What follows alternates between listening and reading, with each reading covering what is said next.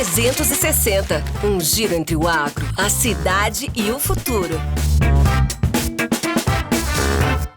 Olá, boa noite. Estamos no ar com mais um Apro 360 e dessa vez com mais um Causa e Efeito. Hoje trazendo aqui o Dr. Lutero Pereira, que é advogado especialista em direito do agronegócio e esteve com a gente no Fórum de Endividamento. É um prazer recebê-lo aqui, Dr. Lutero. Seja muito bem-vindo. Muito obrigado. Prazer também estar aqui na ProSoja, que tem feito um trabalho de grande valia para o setor do agronegócio aqui no Brasil todo, com certeza. Doutor, o evento foi um sucesso, né? A gente teve aí algumas semanas o Fórum de Endividamento Rural, um tema que vem preocupando cada vez mais os produtores. Dá um panorama geral de como que está esse cenário e por que dessa preocupação tão frequente e crescente, né, nesse setor.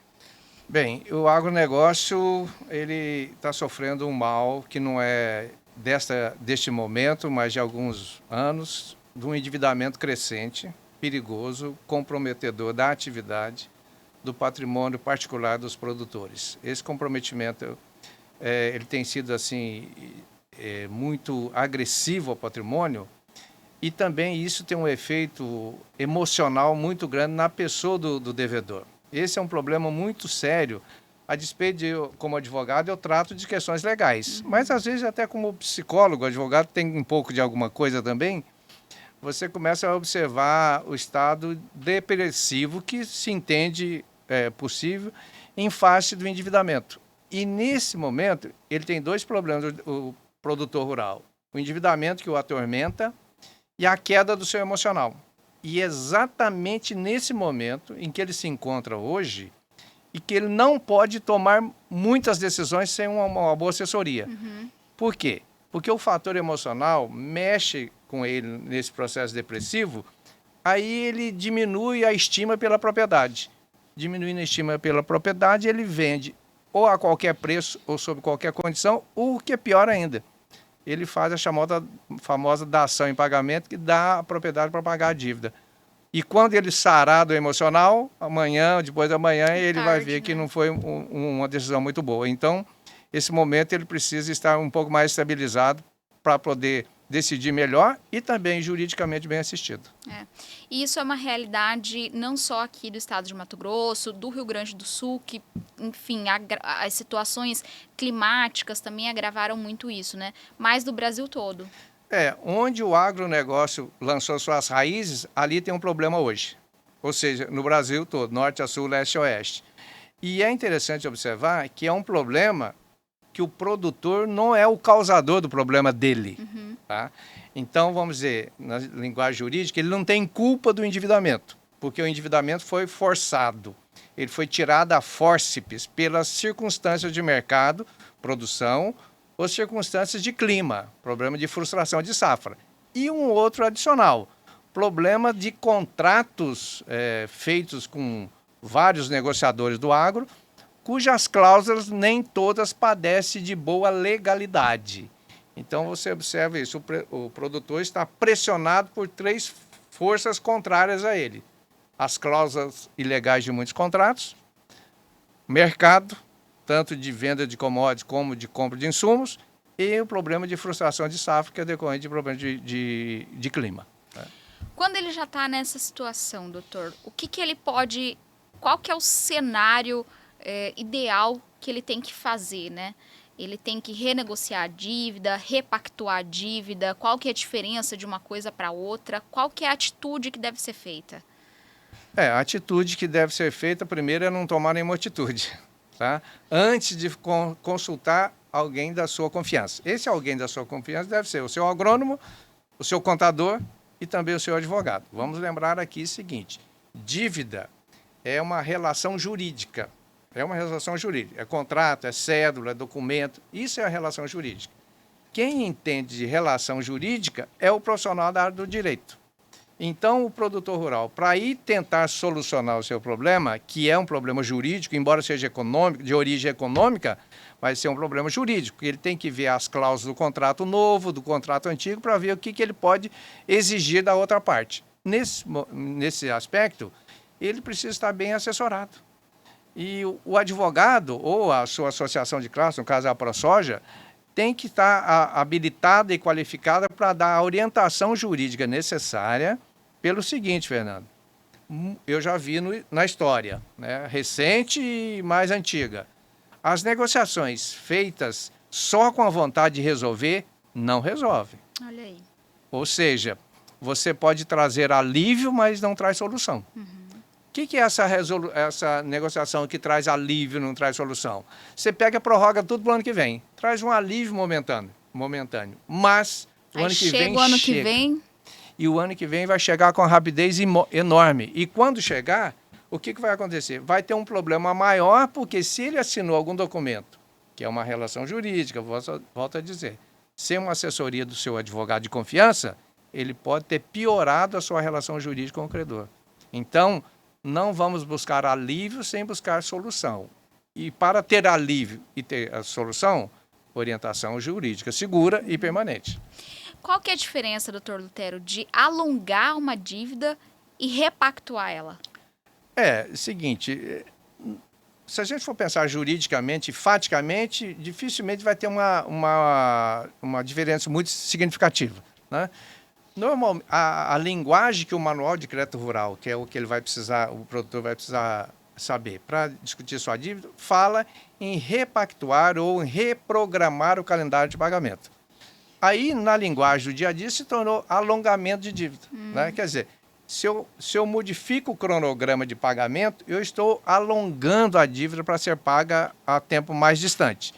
Então, eu repactuo com esse efeito de alongar. O que é importante observar é o seguinte, que para fazer o alongamento mais seguro, ele precisa, então, ir lá dentro do manual de crédito rural e ver quais as condicionantes que ele tem que satisfazer e quais as condicionantes que o credor também tem que fazer para que seja um alongamento efetivo e não a repactuação simplória, que eu poderia dizer, que estabelece condições que amanhã ele não tem condição de cumprir. Era exatamente isso que eu ia perguntar. O que ele precisa fazer, né? Quais são as documentações, quem ele precisa procurar para estar ali junto, né? As informações, como que deve ser elaborado aí as partes técnicas para fazer essa repactuação.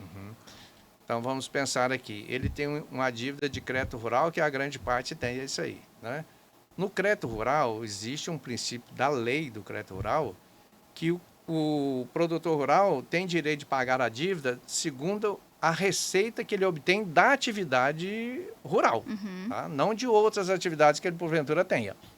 Bom, se a receita que ele tem é uma receita que permite, por exemplo, a dívida dele hoje ser paga em 8 anos, em 10 anos, com 2 anos de carência, com 3 anos de carência, quem vai dizer isso é a realidade fática dele. Ou seja, eu planto 10 mil hectares, 30 mil hectares, eu tenho um endividamento X, para eu poder satisfazer esse endividamento que veio de 2 ou 3 safras passadas, com esses 30 mil hectares produzindo, eu vou precisar de 8 anos para pagar.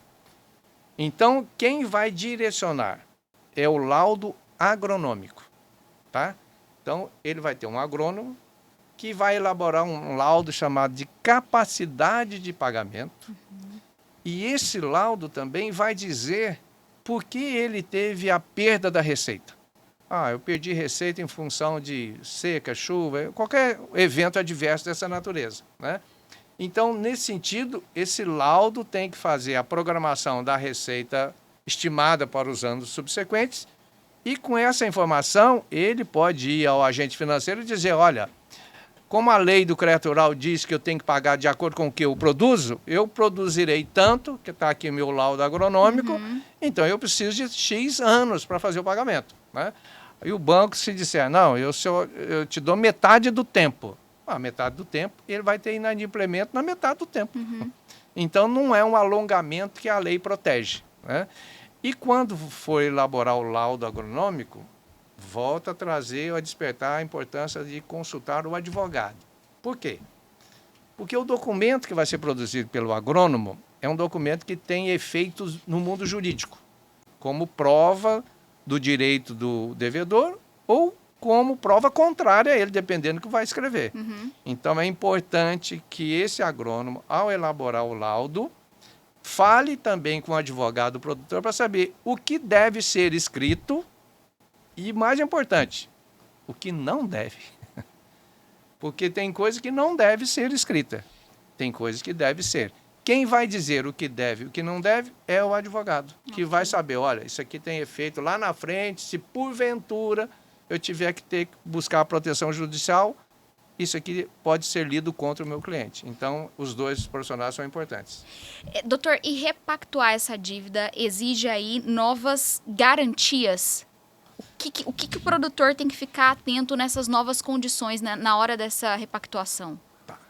Então, vamos pensar lá, vamos pensar na origem do crédito rural. O crédito rural é um chamado crédito de fomento. Ele foi criado para estimular o produtor rural a empenhar, a desenvolver bem, a fazer uma boa infraestrutura. Por essa razão, esse crédito, ele sofre uma limitação legal em muitas questões, taxas de juros, garantias e tudo mais.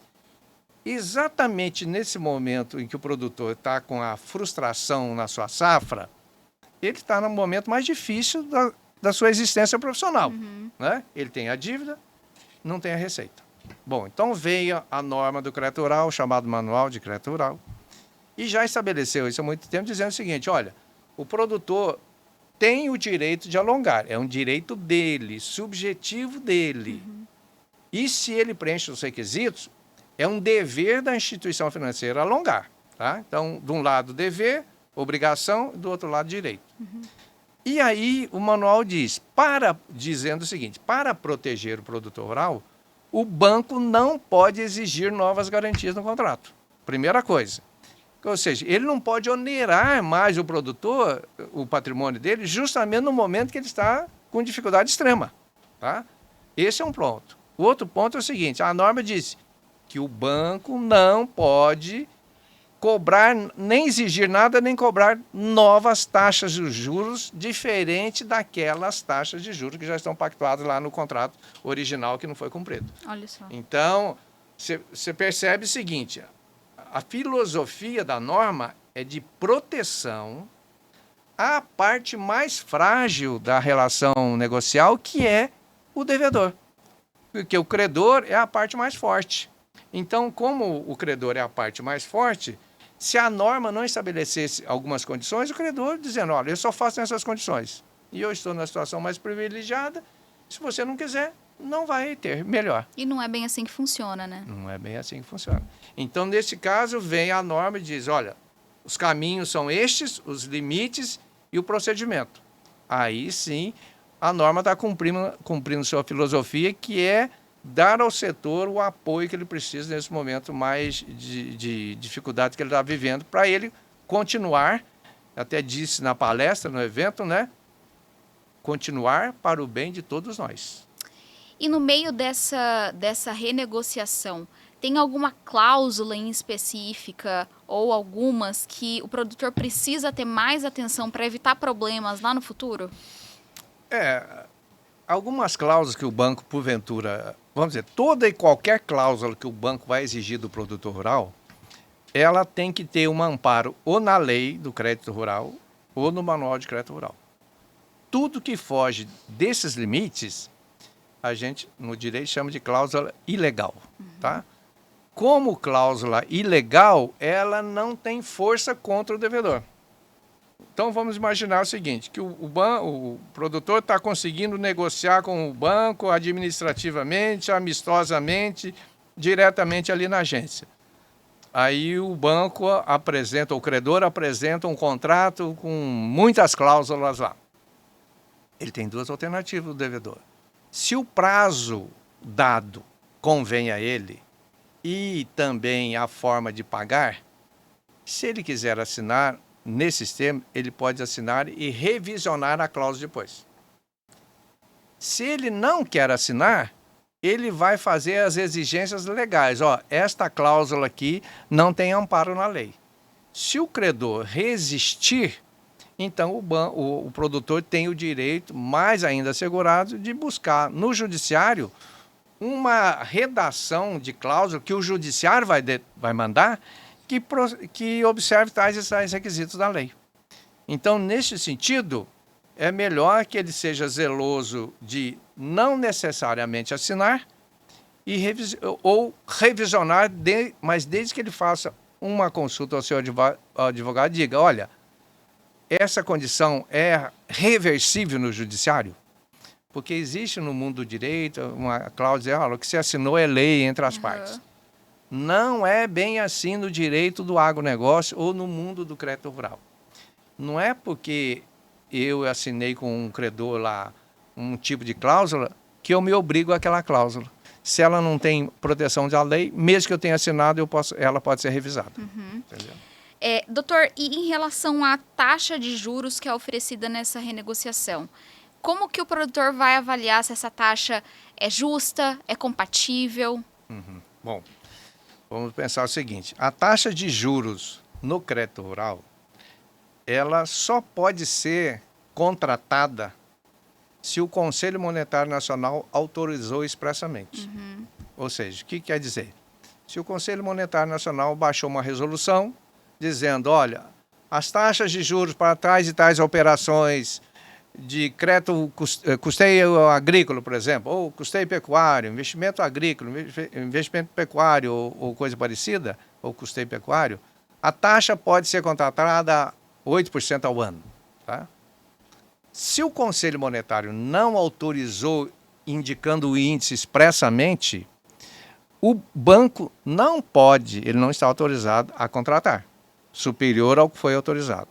Mas nem sempre o banco ou o credor vai praticar o que é somente legal. Pelo sentido seguinte, o banco raciocina aqui, a taxa é autorizada 8% ao ano, aí eu vou colocar 15%. Quem pagar, pagou. Quem não pagar, vai para o judiciário discutir, eu vejo lá. Então, parece que criamos essa cultura da ilegalidade, primeiro porque o produtor rural é um bom pagador. Ele é um bom pagador. Se ele tiver produção, ele não quer nem saber se é legal ou ilegal, ele paga. Sim. Ele só não paga numa situação de extrema impossibilidade. Então, como ele é o bom pagador, vamos colocar no contrato uma taxa maior. Aí coloca. Mas chega o momento, que é o momento atual, onde pagar taxa ilegal, além de ser ilegal, obviamente, não é justo, né? Porque ele vai minar a receita, a capacidade de pagamento dele ainda. Então, se o banco colocar uma taxa maior, ele pode revisar essa cláusula no judiciário. Ou pode nem aceitar no momento. Falar, então, você está me oferecendo a renegociação com juros de 17% ao ano, enquanto o recurso obrigatório no crédito rural é 12%, ou 9%, ou 8%, ou seja, assim, eu não vou aceitar. Aí eu vou ter que buscar a proteção judicial. Mas, em regra, os juros são sempre fixados pelo Conselho Monetário Nacional. Ok, ótimo. Como que eles vão fazer a avaliação do fluxo de caixa deles para entender se esse novo prazo é viável?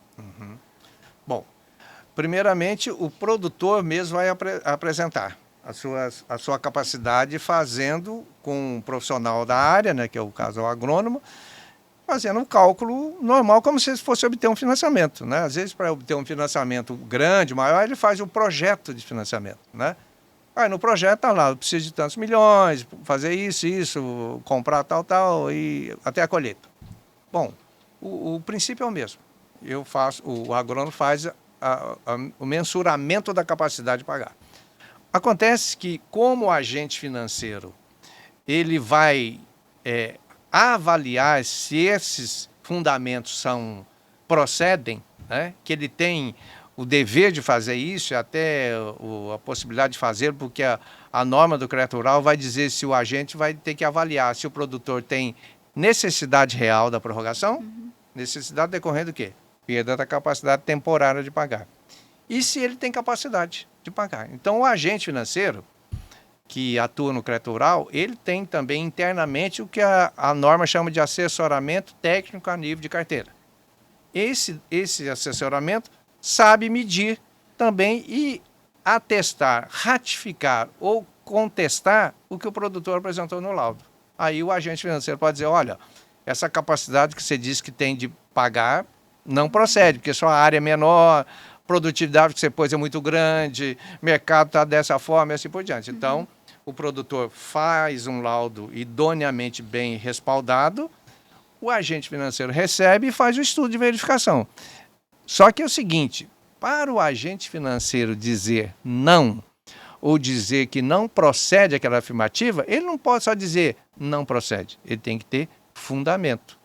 Fundamento agronômico e relativamente jurídico, dizendo, olha, verificando as condições de produção do último tempo, a essa terra nova, enfim, qualquer a base que ele vai invocar, ele tem que fundamentar a negativa. E mais, ele tem que fundamentar a negativa do alongamento e entregar para o produtor o documento que fez ele decidir pelo não alongamento. Até para o produtor exercer o direito de contestar aquilo diante do banco mesmo, ou, se for o caso, junto ao judiciário. Ótimo. Custos adicionais, o que pode entrar aí nessa renegociação?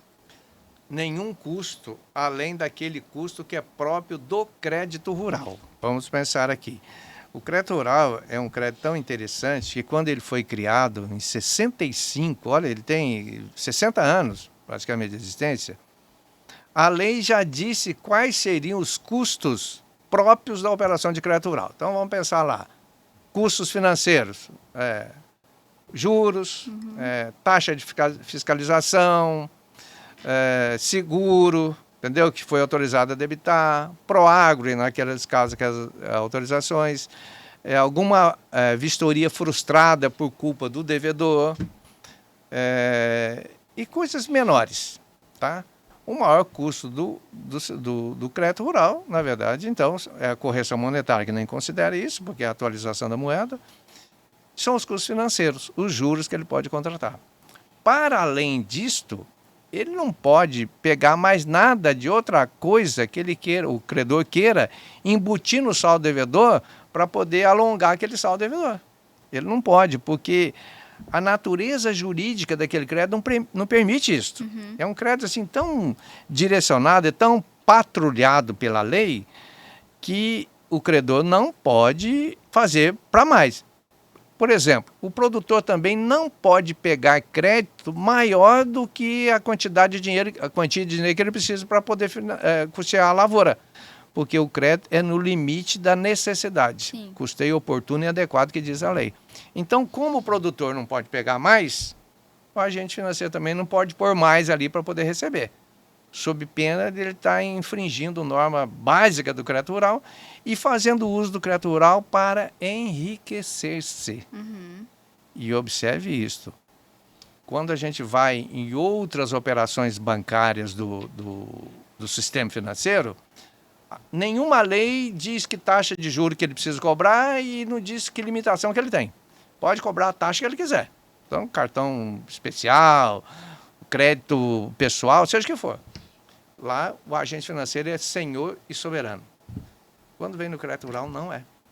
Então, no crédito rural é tudo limitado. Por quê? Porque dissemos no início que o crédito rural tem um interesse social, que é a produção de alimentos, que é uma coisa mais do que de interesse social, né? Então, pensando nessa filosofia última, que a gente chama no direito o efeito teleológico da lei, o que ela quis lá na frente? Lá na frente ela quis dar estabilidade social, dizendo, olha, abastecimento alimentar vai dar certo. Por que vai dar certo? Porque nós temos um crédito aqui de custo relativamente baixo, que o produtor pode dele se valer para plantar, colher, comercializar e entregar ao Estado, no que for possível, ao Estado adquirir, para organizar o abastecimento alimentar, e isto vai dar aquilo que a lei também vai dizer da tranquilidade social ou da paz social, né? Bom, se todos nós levantamos sabendo que os mercados, as prateleiras vão ter produtos, dormimos bem e levantamos bem. Mas se soubermos que a partir de amanhã não vai ter mais leite na prateleira do mercado, né? Ou arroz, ou seja, por diante, não dormimos bem hoje, né? E pior ainda quando levantarmos no outro dia sabendo que a realidade é verdadeira. Né? Então, você vê o efeito social mais do que econômico do agronegócio, que pelo econômico ele está lá quase 30% do PIB, mas deixa o efeito econômico, vê o efeito social.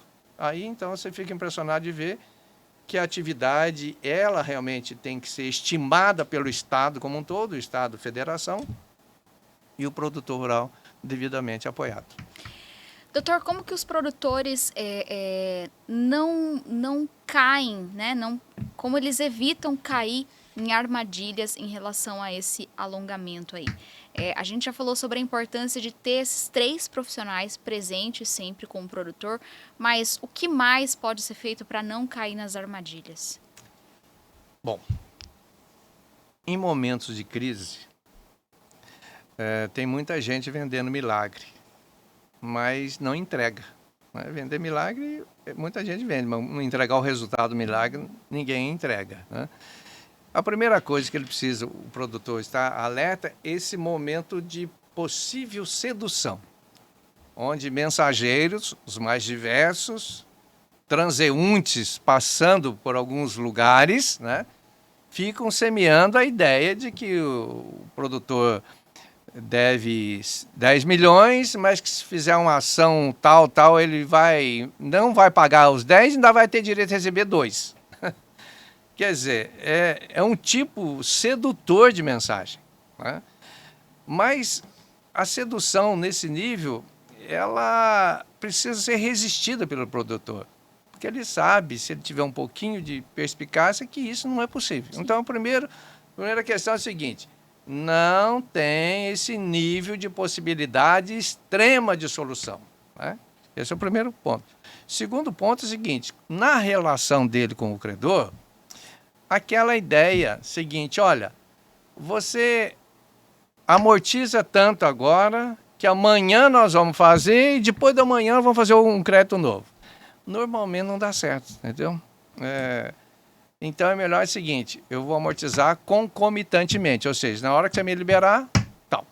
Porque muitas vezes o passado vai nos dizer isto, que essa mensagem do credor para o devedor, né, de que resolveria tudo se ele resolvesse a parte dele primeiro, né, depois ela acaba não acontecendo. Por quê? Porque amanhã, quando o produtor chegar lá na agência, já tendo amortizado alguns milhões lá, o gerente pode dizer para ele: ó, a decisão lá de cima, porque a gente nem sabe ler esse lá de cima, onde que é isto, entendeu? Uhum. É tão abstrato que não tem nem jeito do produtor recorrer a esse lugar lá de cima. Uhum. Então, mas, ó, veio uma ordem lá de cima que não é para fazer mais. Então, o que aconteceu com o produtor?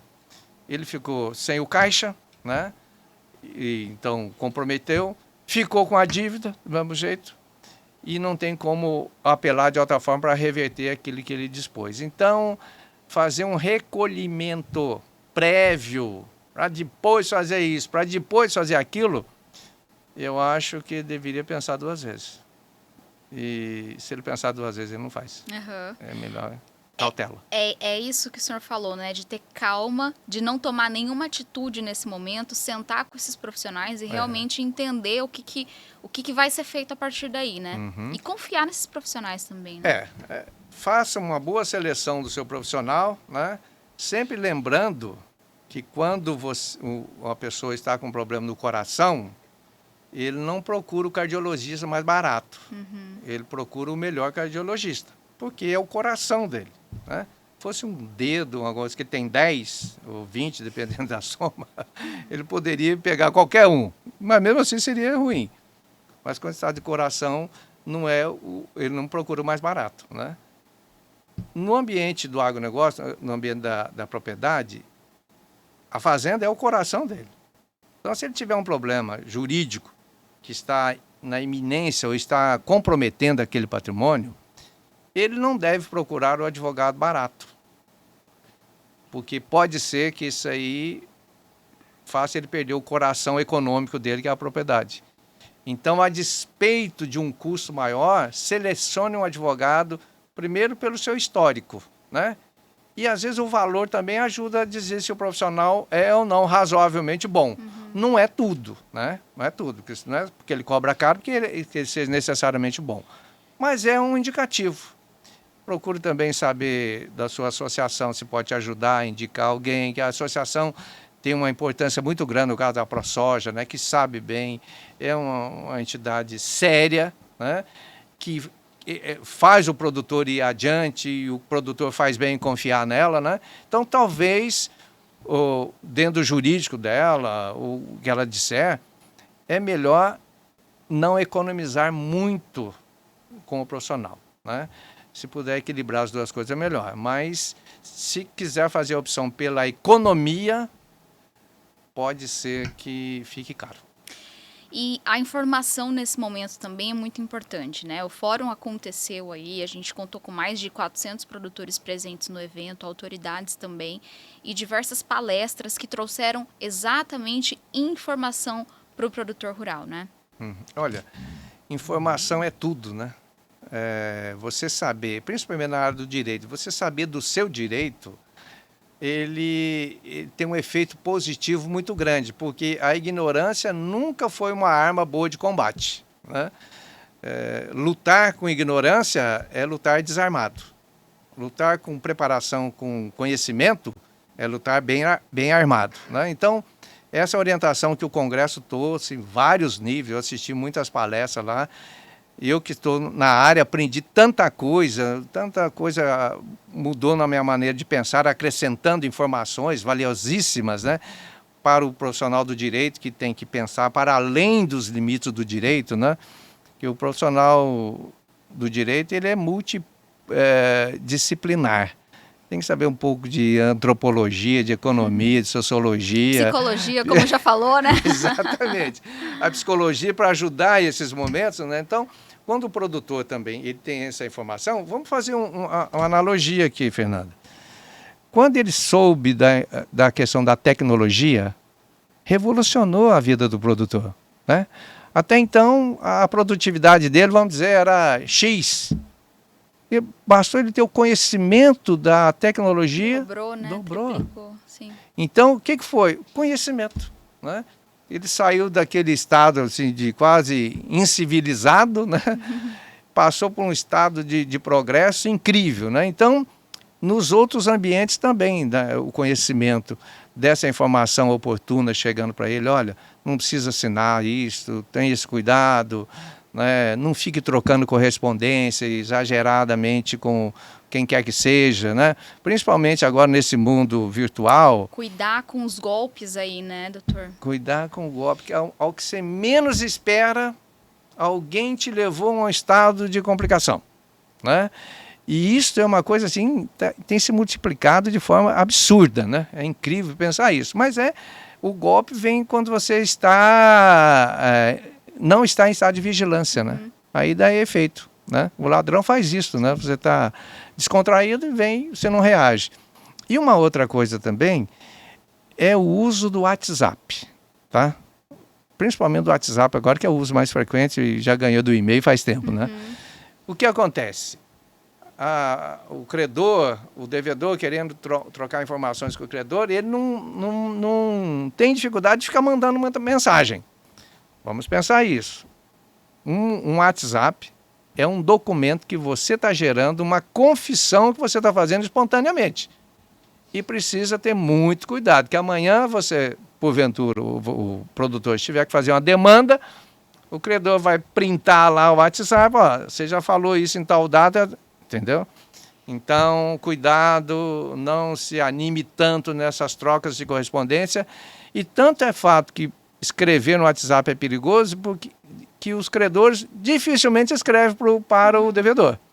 E quando fazem, o seu jurídico interno já passou os olhos pela mensagem, essa pode ir. O produtor nem sempre tem um advogado 24 horas. Né? Então, cuidado, fazer o WhatsApp. Ok. Muito obrigada pela sua participação, doutor Lutero. Eu acho que esclareceu muitas dúvidas em relação à práticas do que tem que ser feito exatamente na hora dessa renegociação aí de dívidas, porque eu acho que essa é a principal dúvida entre os produtores, né? Fica muito, às vezes, na mão dos profissionais ali, mas eu acho que o produtor entender todo esse processo é importante também, né? Então, muito obrigada pela sua participação. As portas da ProSoja Mato Grosso estarão sempre abertas e quando a gente tiver alguma dúvida, a gente vai lhe acionar. Legal. Eu vou dizer que eu me senti honrado de ser convidado novamente pela ProSoja para estar aqui nesse evento, né? Muito bom realmente, né? Teve grande repercussão, imagino, para dar esse esclarecimento que é próprio da ProSoja de educar o produtor em todos os ambientes. Já educou ambientalmente falando, né? Educando agora economicamente e juridicamente falando. Então, nesse sentido, a ProSoja precisa ser coroada como realmente uma entidade de destaque. E agradeço aqui, estou realmente à disposição para qualquer consulta. Muito obrigada. E a você que nos acompanhou até aqui, continue seguindo a ProSoja Mato Grosso aí nas redes sociais, @AproSojaMT. E na próxima semana a gente tem encontro marcado com mais um Apro 360. A gente fica por aqui. Tchau!